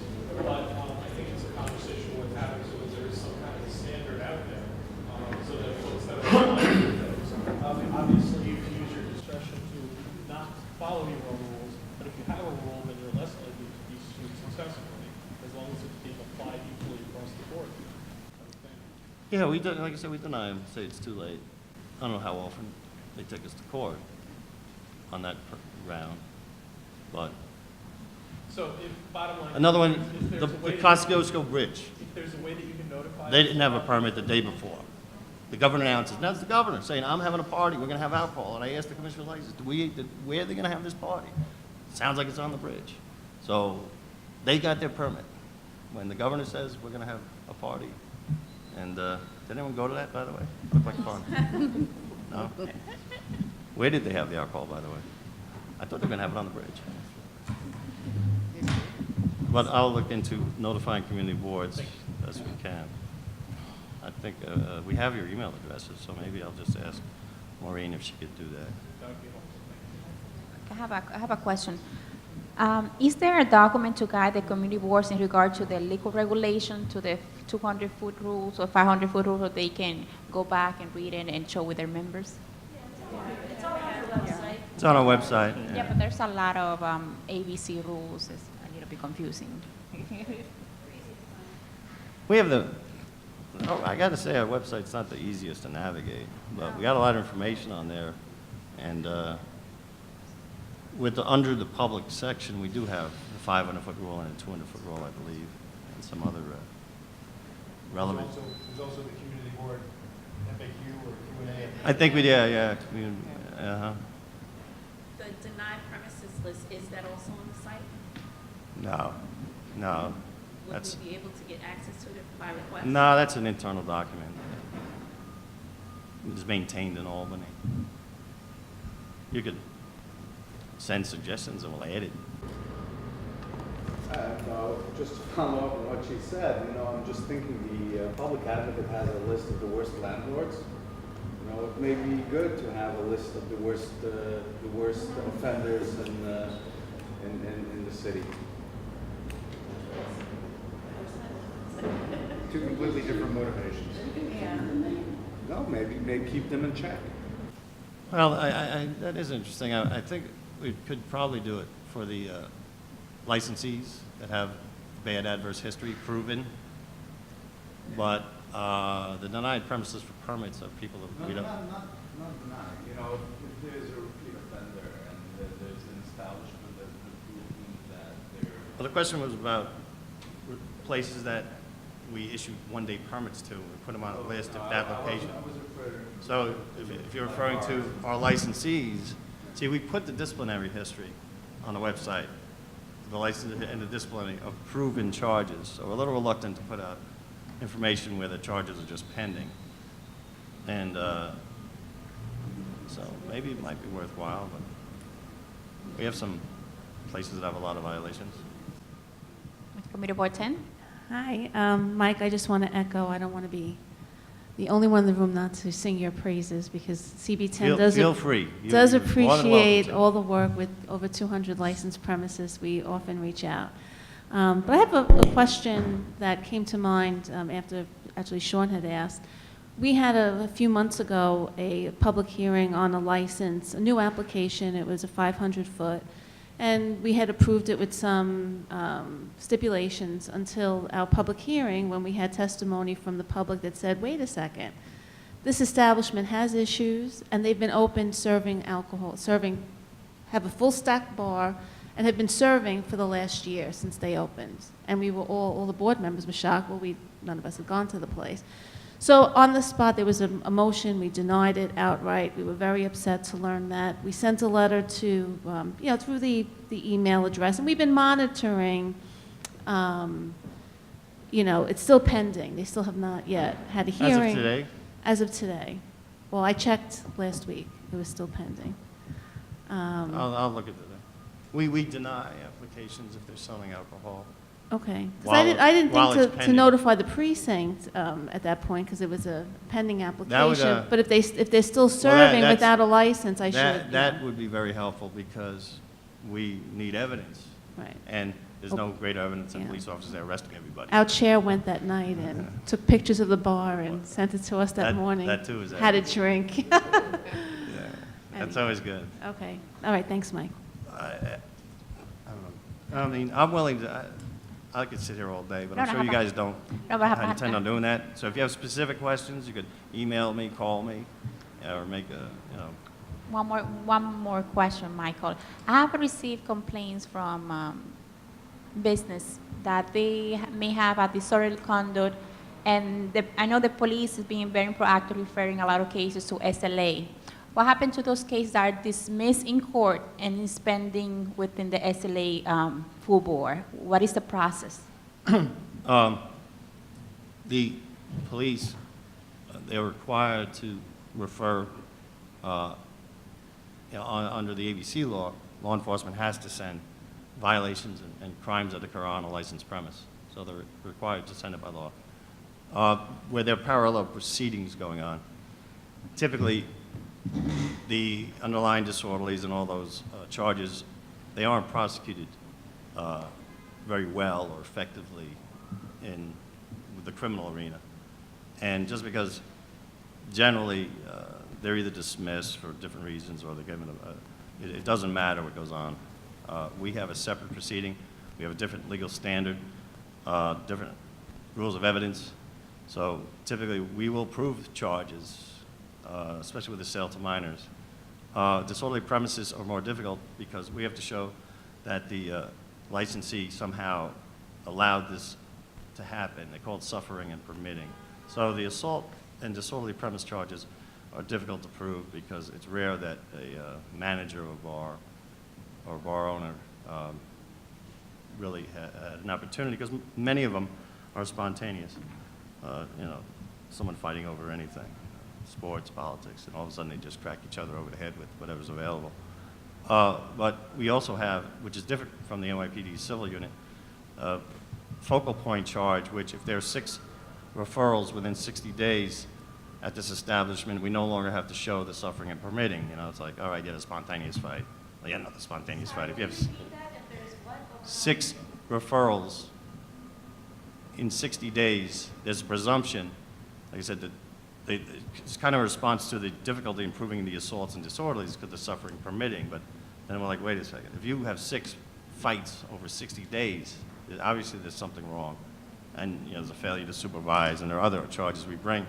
There's a presumption that you're a focal point of police attention. So that means the police department has to go to your premises and spend a lot of time at your place when they should be doing other things. So that's a different way of proving and bringing violations against problem places.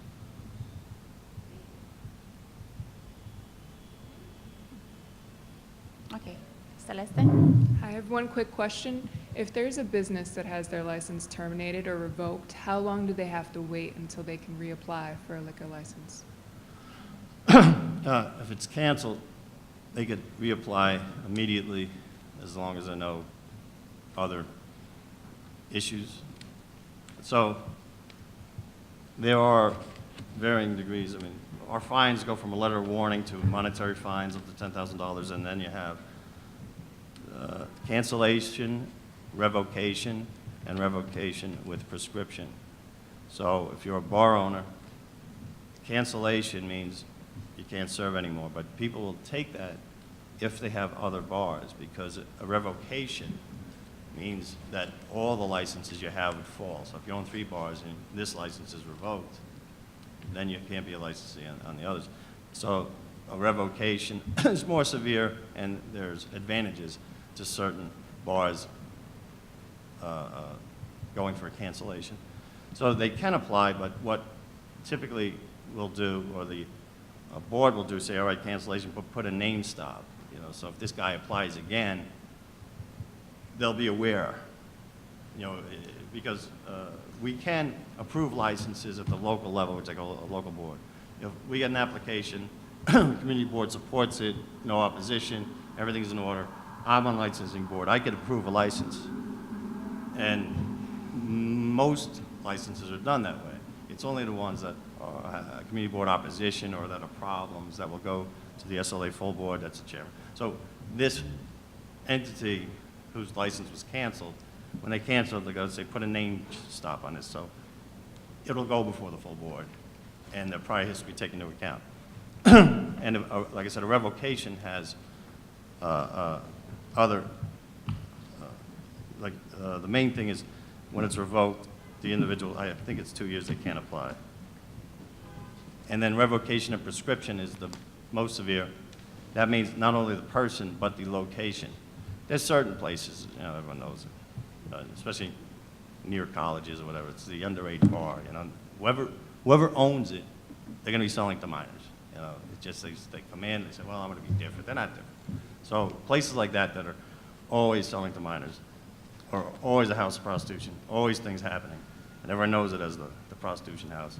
Well, then the location as well will be a prescription for, I think it's 2 years.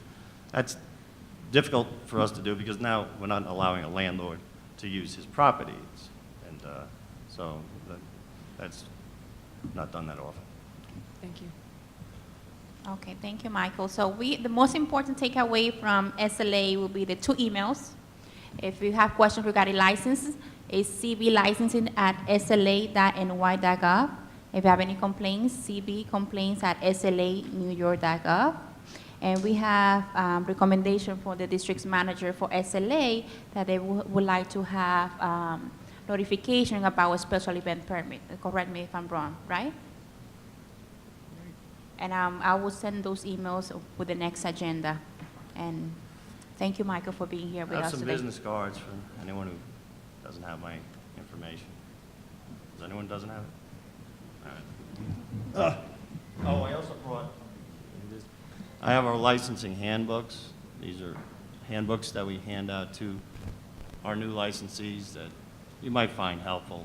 It goes through a number of violations and certain, because it is the ABC law is very technical, and there's certain things, you know, like alterations, and I don't want to call them minor, but they're violations nonetheless.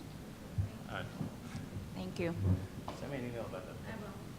I don't want my guys approving it this morning, you know.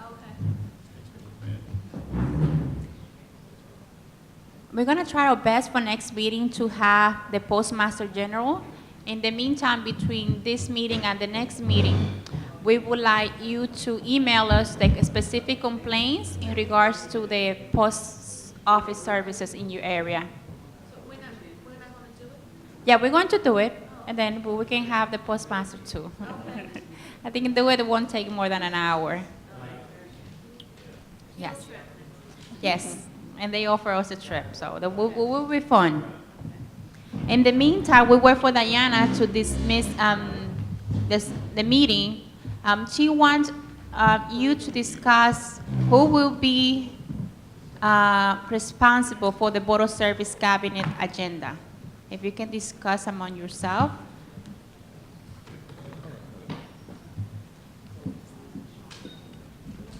I mean, we have a list, and I think we could review the list and see what's still outstanding on the list, and then see, should we just put that document back out there to all the community board district managers for us to review, see what's still outstanding from our respective points of view, and then add on to that, Yes, I think that's a great idea.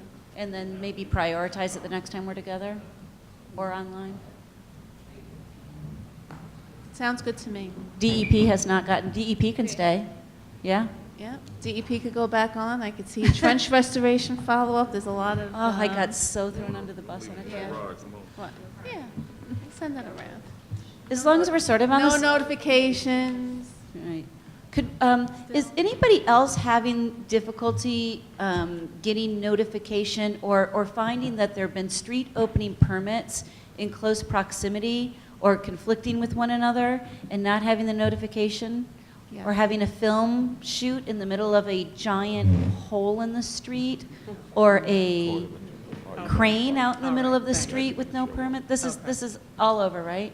All over. And so DOT, when I expressed my concern, DOT said, well, we can't really help it because we're issuing a lot of street opening permits because it's emergency work. And you need to go to the utilities and tell them that they need to make a better distinction in terms of what's an emergency, because Leroy said, we're not going to tell National Grid, no, that's not an emergency, and then... But that's not true.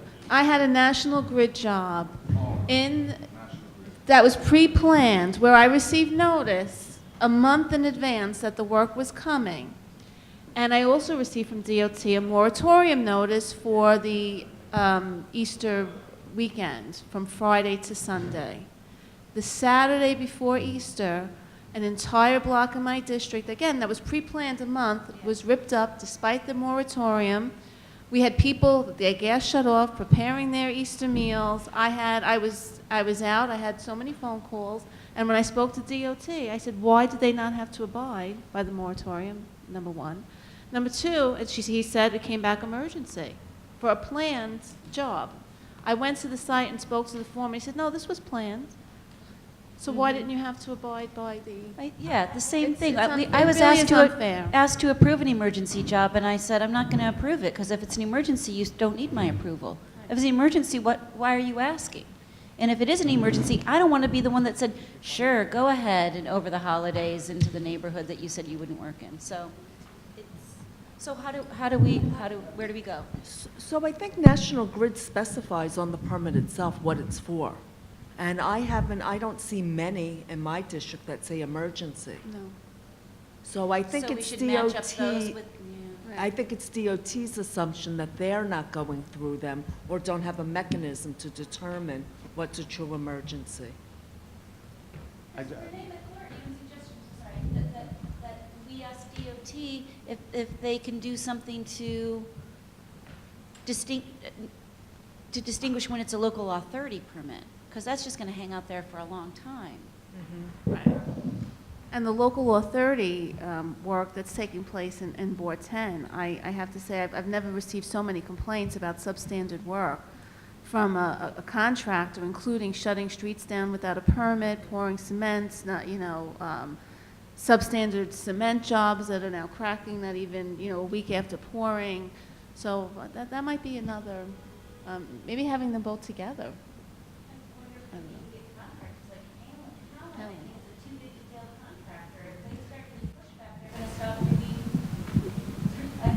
Helen and New York Paving. Helen and New York Paving. I mean, National Grid, I mean, the worst offender by far. I mean, the last couple of months have been a nightmare in my district. And Sean, you were copied on those emails where she reached out to us, asked me for my boundaries and for the calendar, and I gave her my boundaries and my calendar, and they were still out there the week of Passover, shutting down the busiest streets in my district.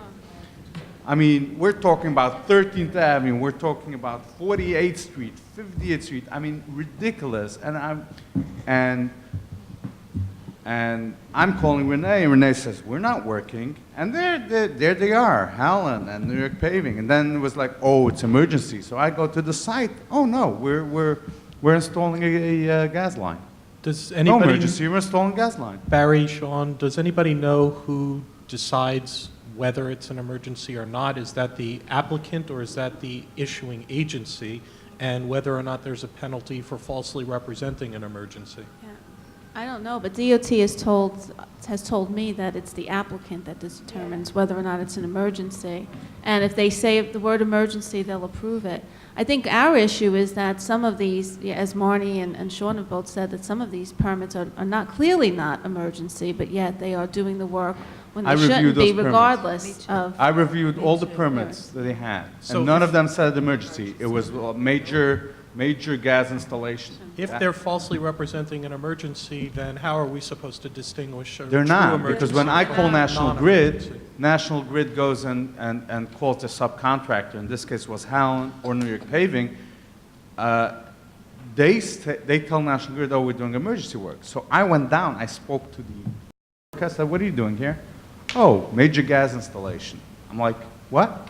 I call from the site. I'm like, there's no emergency here. They're doing actual major gas installation, which you promised you're not going to be doing here during the Passover season, right? Nobody to talk to. The reason why we get shelters moving into our districts in the dark of night is because the city has had an emergency situation since the Koch administration that there's a greater demand for shelter beds than the city can supply.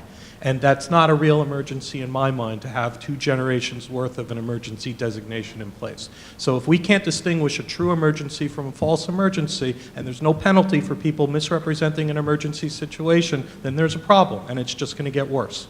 The problem is why a community board can't institute our own moratorium on street openings during certain times. The streets have to be open because there are true emergencies. I'm trying to get to the point No, I'm where, talking for non-emergencies. where folks can actually distinguish an emergency from a non-emergency, and there's a penalty for an agency or for an applicant rather I'm fine with misrepresenting. emergency work in my district. You're an emergency, you got to work. There's a gas leak. Yes, I'm fine with that. I'm just saying, you know, if it's Passover in CB12 and the CB14, right? There should be the ability for me to tell DOT, do not issue permits in CB12 unless it's an emergency. They're saying, no, we issue permits, you go and you talk to utility. The utility can choose to listen to us or not. They can tell us to go fly a kite. And even when they do work with us, as I said, this year, it was a disaster. They promised us no work, and they were working all over the place. Yeah, it sounds like a really good agenda. For the next meeting, okay. So we should bring the National Grid and DOT next meeting? I don't know that you need. If they can bring Howland along and NY Paving, All street opening agencies or utilities. and Verizon, by the way. Actually, I think we want to have somebody from DOT that's responsible for making the decision on issuing the permits, not just Leroy Branch from the Brooklyn Borough Commissioner's office, but somebody who We like actually Leroy, has so we some, want I them. love Leroy, we're not going to beat up on him, I will defend him. We want somebody there who's responsible for making decisions about the permits that are issued, ideally. And explaining what the system looks like from the inside. When they're looking out there, how did you permit both of these things at the same place at the same time with this construction site in the school? And I thought when CECM was created, and more specifically when they created their online system, I thought one of the explicit goals was to avoid these types of conflicts. It was. Right on.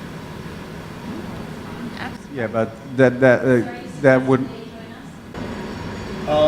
You know, they used to come out once a year, where we used to go to them mostly once a year for an update on the moratorium and any rule changes and what have you. It seems to me it's been a while since we have had. But that wouldn't show up in like the Passover holiday where it's crazy in my district, you know, with the shopping and the stuff like that. That wouldn't show up in CECM. It's just that I know the facts on the ground, and I don't want them to shut down any streets during that period of time. I mean, we can have for the Thanksgiving and New Year and Christmas holidays, there is a moratorium in the entire city for construction, right? Why can't my district or any other district, when you have a sensitive time in your district, to say, hey, we're putting a moratorium in our district now for street openings and street closures? What's so hard about that? And DOT has been resisting this request for, I mean, as long as I'm here. Yep, Barry's right, and I think Rob hit on two more agenda items for us. One is a follow-up conversation with the folks at CECM on the event permitting and the status of the moratorium. They obviously tried to pass a new rule this year, didn't really give anyone enough time to mull it over. But if we approach them proactively, maybe we can actually get them to do something that would formally lift the moratorium and replace it with coherent rules that we can all abide by. And the second item is the folks that maintain that database, their goal was to try to capture all of the street impacts and put them in one place so that we can have them all cross-checked and make sure that folks aren't bumping into each other out on the streets. That never came to pass. I don't know who's responsible for developing that, the permitting module that CECM uses, that also Mayor's Office of Film, Theater, and Broadcasting uses, that Parks Department uses. It's used by a bunch of different agencies, but it's not used fully enough, and there's more information that should be populated there so that it comes to fruition, that it's the full, robust tool that they all envisioned it to be. It'd be nice to have a chat with the folks that are responsible for that permitting system. I have a question. Does the community board have access to the database? How do you get notified? Access to what? How, to the database? Yes. You have access to Yeah, it? we log on to it. We use that to approve the block party permits and the street fair permits that come to us. So we can see, we can read the information. Yes, right. Right, only ours, right. The things that are pertinent to our district, we have access to that slice of the database. And to the street closure due to emergency and utilities, you have access to that? No. No, not we, to that. we just get notified by It's a DOT. separate permitting system. We just get notified by DOT which permits they issued. They don't consult with us at all. They just issue the permits, and then DOT has a site where you can look up all the permits that were issued in your district. The information exists in a number of different places. You know, you've got the DOT permitting thing, you've got the overall permitting thing, you've got buildings department keeping track of cranes. The information has to be collapsed into one platform. I do agree with that. So we will try to make our best to secure for the next upcoming meetings. In the meantime, Diana is almost here. She wants to encourage, I know the Brooklyn Borough consultation meeting are in September, starting in September. Are you all aware of the dates, and are you able to make all those dates? And the next meeting will be June 13, and then September 12 is the full cabinet meeting. And then we're going to start the Borough consultation on Friday. Not before that, full cabinet meeting. We will have only one more meeting in June before the Borough consultation cabinet. So the Deputy Borough President wants you to select a coordinator for the agenda. I know you said you want to review the items on the agenda, but who will be responsible for the agenda?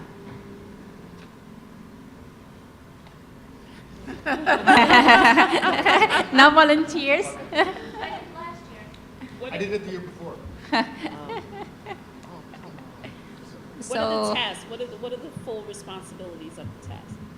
Setting the agenda. No, not for the coordinators. So the coordinators need to, so most but not all district managers will have an agency.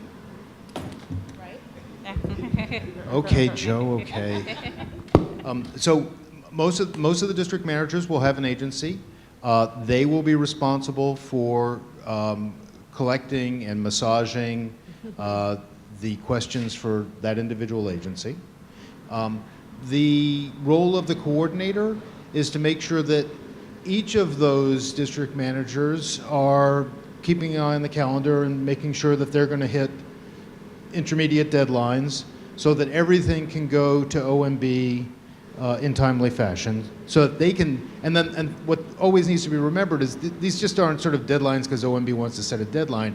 It's a deadline so that OMB can then take that information and send it out to the agencies so that they can start to prepare Whether they really prepare or not is a whole separate question, but that is the purpose of the deadline. So we will go over the next meeting, and Diana is here, just came on time. So if nobody wants to volunteer to be the coordinator, I think we will have to put our names in a hat. I was just asking who would like to volunteer to be the coordinator for the Borough Service Cabinets, and I think nobody wants to come forward, very shy. We could go down the line and say, if Sean did it last year, right? Yeah. We could go down and just say Community Board 15. I think they like more putting the names in a hat and Let's do that. and raffling. Oh, Laura. Should we go down? No, they said to raffle the. Only raffle? All right, so then let's do this now. Now? Let me get names. A few Just do 1, 2, 3, 4, 5, 6 till 18. Yeah. Just It's easier that way, so that way you guys are, because that's around the corner.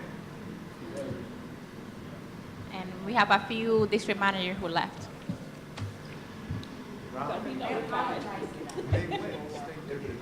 But we have a lively discussion with SLA.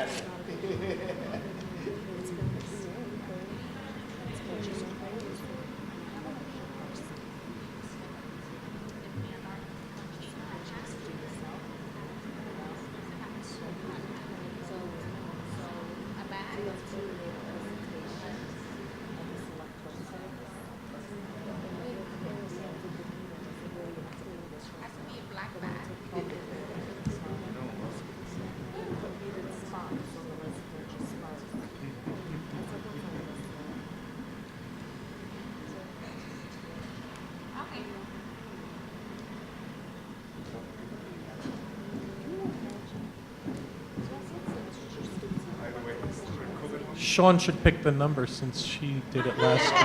Yes, honor. I think you got it. If your number comes out, I'm throwing it out. We start a little. You shouldn't have put her in. Right, but she already folded it, so.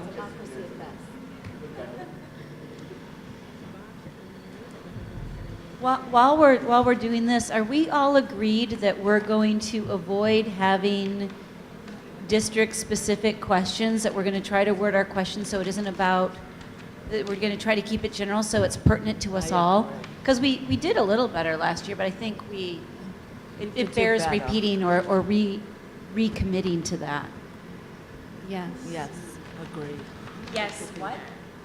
I can't hear very well with the. We tried to improve our agenda so that all of the questions were general questions that were budget related, that would pertain to us all in a general budgetary sense. Right. Rather than when is Community Board 14 going to get a new police precinct? Right, right. And so the answer yes was to do what? Well, to make the question more general, what is funding?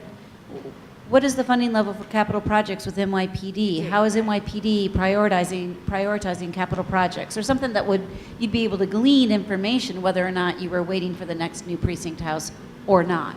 You can lump together aggregate concerns, so Sean is probably not the only one with precinct Correct. station concerns. So you can have a general precinct station category and then maybe cite a few examples of things that are more specific, but not highlight the specificity of each one.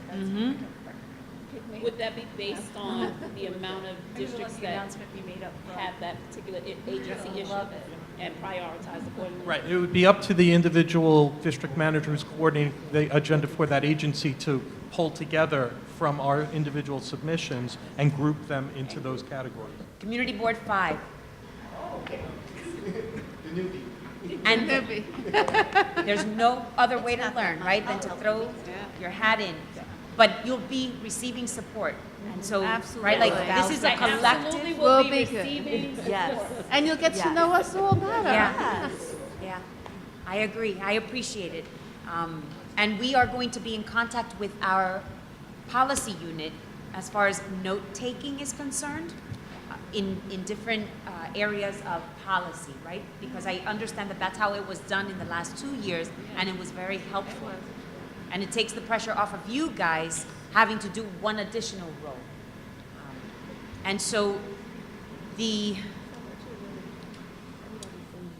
Melinda, you're going to be in touch. Should Melinda, Sean, touch base with Jay and Lester? No, start with me. Okay. I'll just give you the list of everything that everybody did last year, and most likely, most of those people will do the same thing again this year, and then it's filling in a couple blanks here and there. And if you think that you don't want to do it that way, right? And you find that it's helpful for you to do it differently, contribute that, right? Your experience in the council will help to see this differently, right? And it's always great to have a newbie do something, right? Because we're all just so comfortable in how we're performing. So I just want to make sure that we take advantage of that. All right? Thank you. No, absolutely. Thank you. For your magic hand.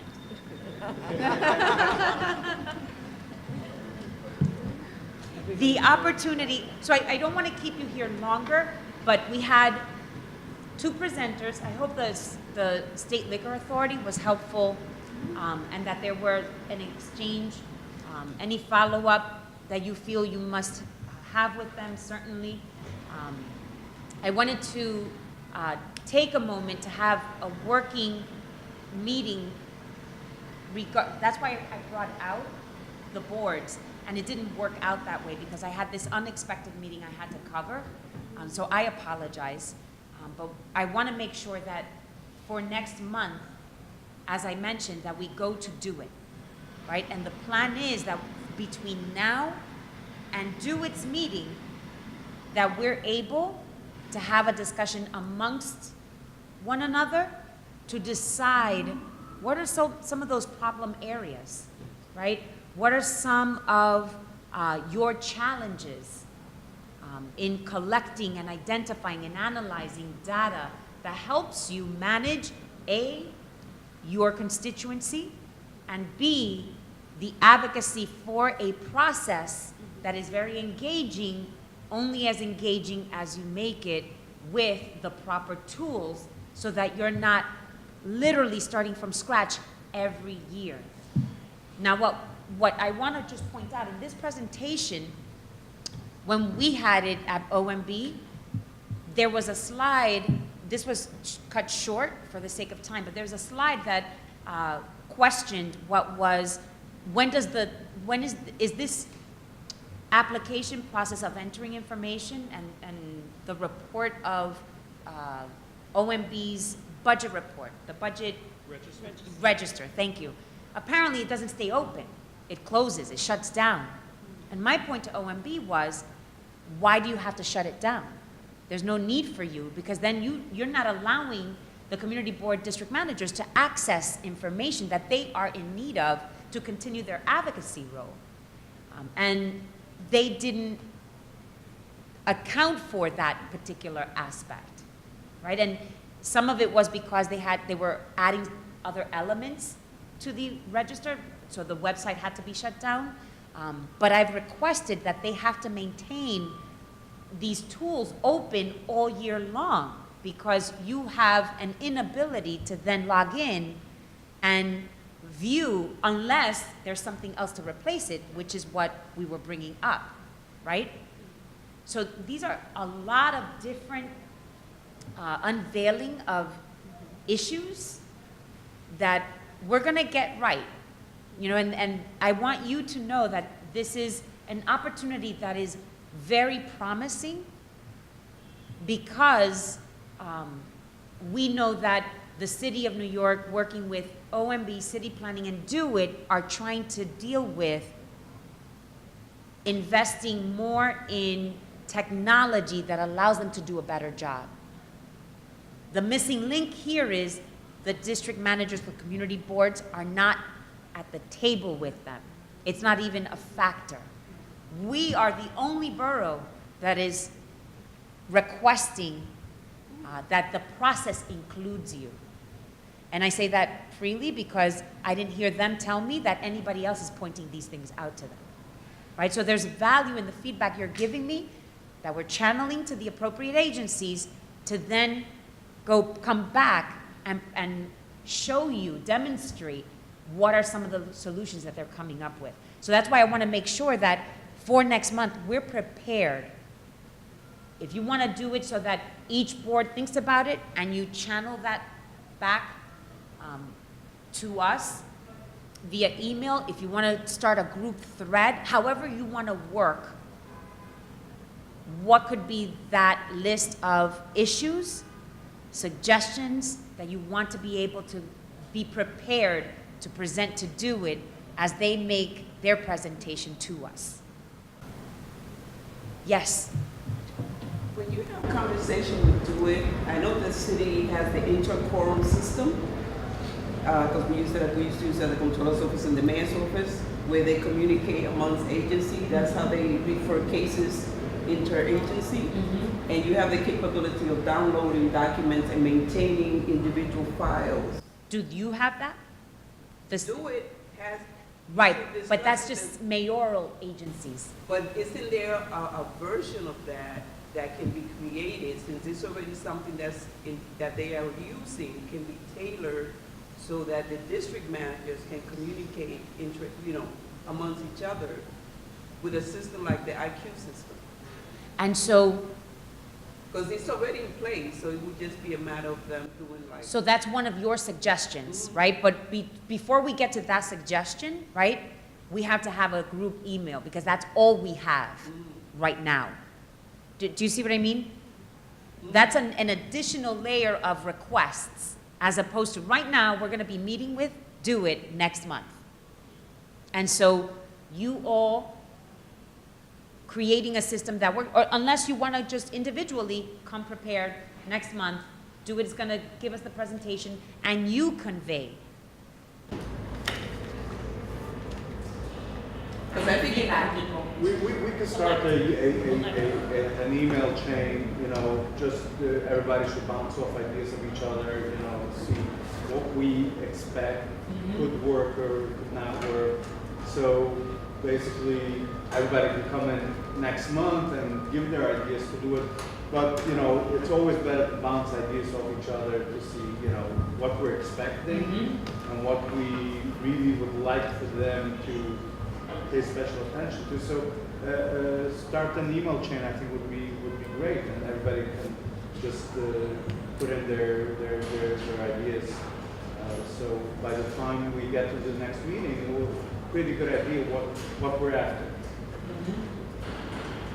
And we should, yeah, and we could survey among ourselves too what systems we do have in place, because it isn't that we're just sort of like whatever's on our mind that day. We really, whether it's Excel spreadsheet or we're keeping track of it by hand or have some other Outlook system or something, we all are doing something. So what would, is there a system that would help us not have to throw out the baby with the bathwater and start all over? Is there something that would meld those systems into something better, new and improved?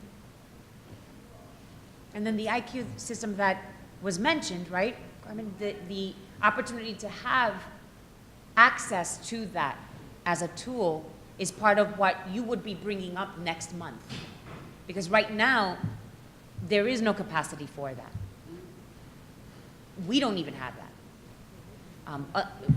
We have it through what would be the portal of CityShare, right? But that's not an intra system. the way the mayoral agencies have it with City Hall. But since they created, that since do it created, they can create something that's This- comparable, that is helpful to.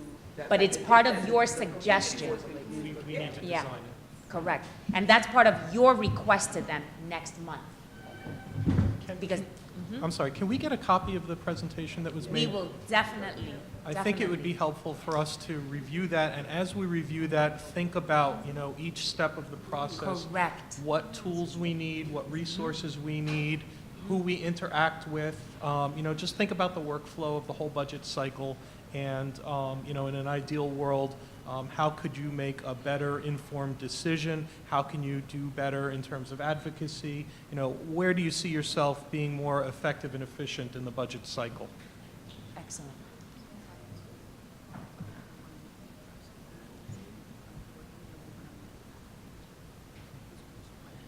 No, we're gonna meet at Do It. Yeah, no, I hope that was very clear. When I said we're going to have a meeting at Do It, we're not going to meet here, we're going to meet at Do It, have our meeting at Do It.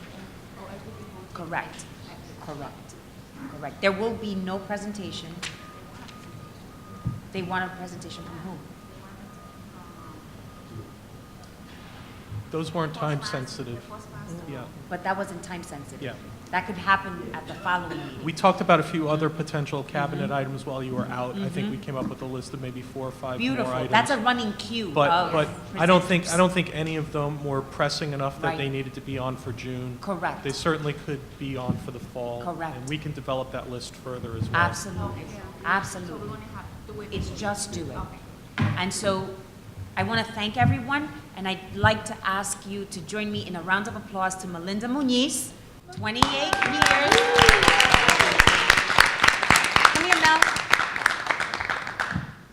I had expressed how I am going to be losing you, not forever, but just moving on to bigger and better things and wishing you well. And we wanted to just thank you for all your years of service to Borough Hall, to the constituency of Brooklyn, and that you were loved and cherished, and making sure that you stay connected to all of us, to be able to continue your service to the city. But that it was well noticed, and people didn't realize how long you were here. She started when she was 19 under Howard Golden. So thank you all. I look forward to next month, and between now and next month, feel free to call me. And we also want to make sure that you engage your elected officials in the city council on your priorities. This is the time before the budget passes. Have a great week.